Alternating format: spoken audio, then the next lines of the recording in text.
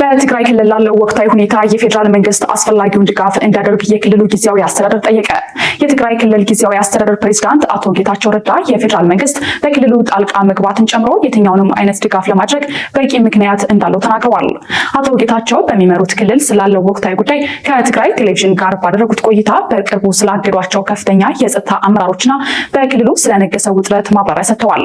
የመንግስት መስሪያ ቤቶችን ሰብረው እየገቡ ነው፣ ጊዜያዊ አስተዳደር ኃላፊዎችን እያነሱ ነው ያሉት አቶ ጌታቸው ይህ በህዝብ ላይ ብቻ ሳይሆን በይበልጥም በራሱ በጸጥታ አካል ውስጥ ውዥንብር ፈጥሯል ብለዋል።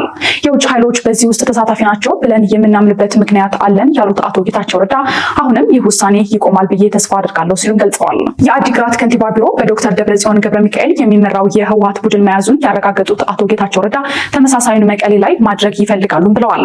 ይህንንም ለማስቆም ዓለም አቀፉ ማህበረሰብ ጣልቃ ገብቶ እነዚህ ሰዎች እብደት ላይ መሆናቸውን ሊነገራቸው ይገባል ብለዋል።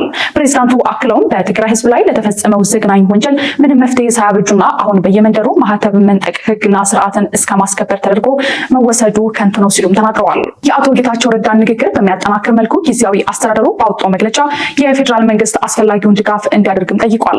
መግለጫው አክለውም በጸጥታ ኃይሎች ስም እየተንቀሳቀሱ ባሉ አካላት የፕሪቶሪያ ውል ሲፈርስና የትግራይ ህዝብ ወደ ዳግም ጥፋት ሲገባ ዝም ተብሎ መታየት የለበትም ብለዋል። የፌዴራል መንግስት እነዚህ አካላት የትግራይ ህዝብንም ሆነ ጊዜያዊ አስተዳደሩን የማይወክሉ መሆኑን ተገንዝበው አስፈላጊውን ድጋፍ ማድረግ አለበትም ብለዋል።